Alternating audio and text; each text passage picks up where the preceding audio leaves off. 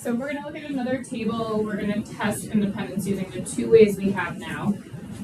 So first off, this one is missing totals, and this survey was about gender, and if you're male or female, and then are you left-handed or right-handed, predominantly for writing. So if we add this up, we get 25 here, 160 for the total number of right-handers, which means there's 185 people in our study.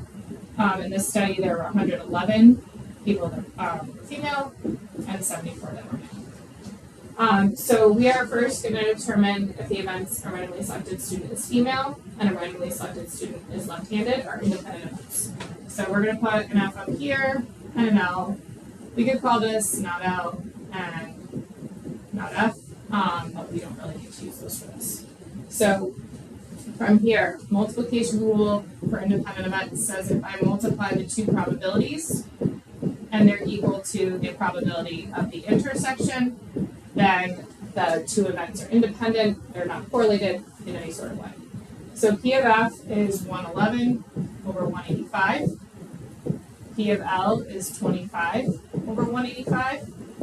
And P of F and L, their intersection is 15 over 185. Notice there's no conditional probability here, so every single probability is divided by our actual total of 185. So both of these, if I take them in, come out to 0.8. So I have 0.8 and 0.8. And another way you can set them up, which is a little more similar to what I have been doing, is you could just calculate them separately and then compare them. So I have that they're equal to each other. So since we have letters, we can say F and L are independent. So in this particular study, there was like no correlation between gender and handedness, or which hand you prefer. So we're just going to check this with conditional probability, and I'll just pick one to start with. So the first one mentioned is female, so we'll do P of F, and I will compare that to P of F given L. So that's our conditional probability test for independence. We're expecting that yes, these two will be equal because the last one worked. So the probability of being female for a randomly selected student is 111 over 185. And F given L, so we're given L, so we're in this column, is 15 out of 25.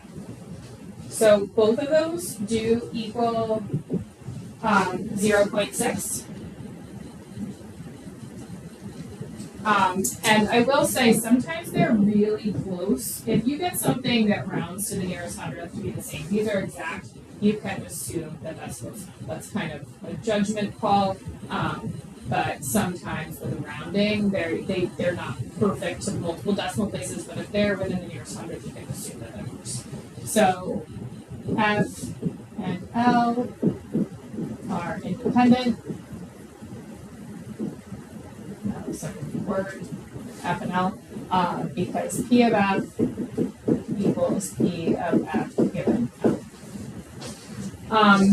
Yes, the two answers agree, and they will always agree, right, because the two formulas are connected to each other.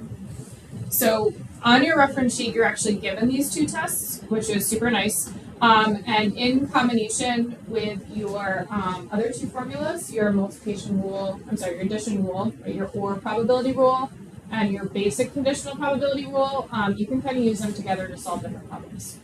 So we're going to look at the first one. It says, from the given information, determine if events A and B are independent. So this one is super straightforward because I do have the three pieces of this rule. So we're going to see if it works. So is P of A times P of B 0.50 times 0.90 equal to the 0.36 I'm given. So if I take those two in, I get 0.45. So our concluding statement is A and B are not independent because P of A times P of B is not equal to P of A and B. So in the next one, we have a little bit of different information, and we're going to have to try to figure out how we're going to find stuff. This is definitely an advanced question. I'm going to write down my other two rules, even though I don't have them here. So I'm actually going to put them separate over here. So this is another thing, and these do not have to do with independence, right? We learned these before independence. So hopefully I can fit them.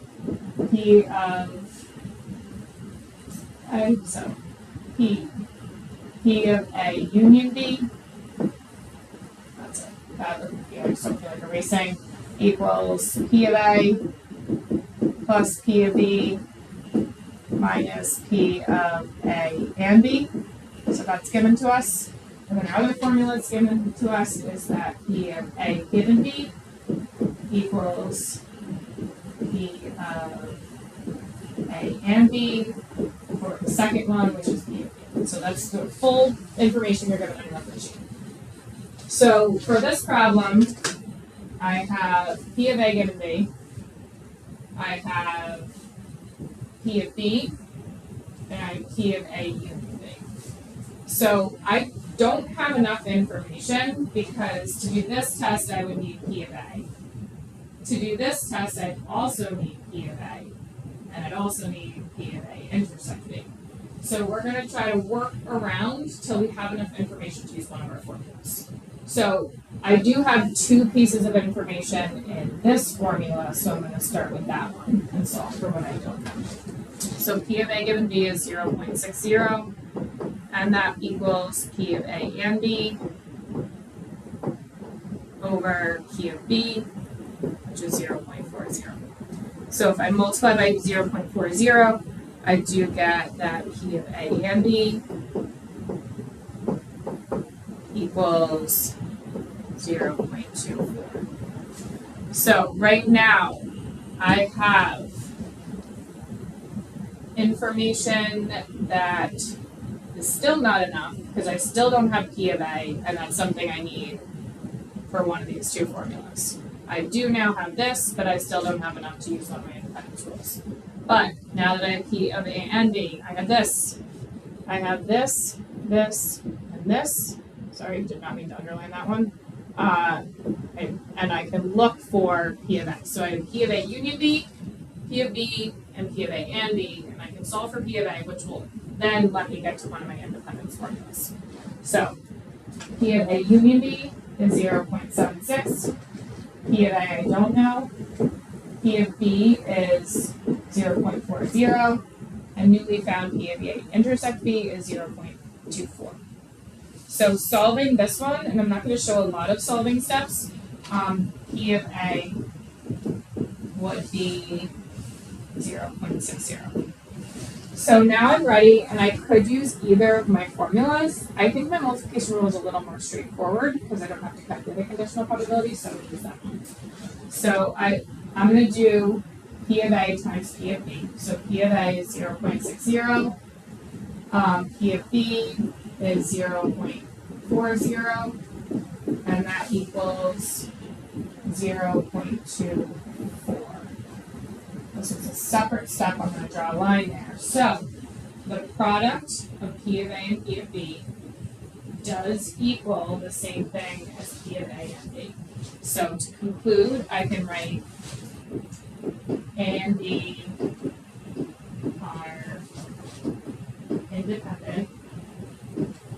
And my reason is P of A times P of B equals P of A and B.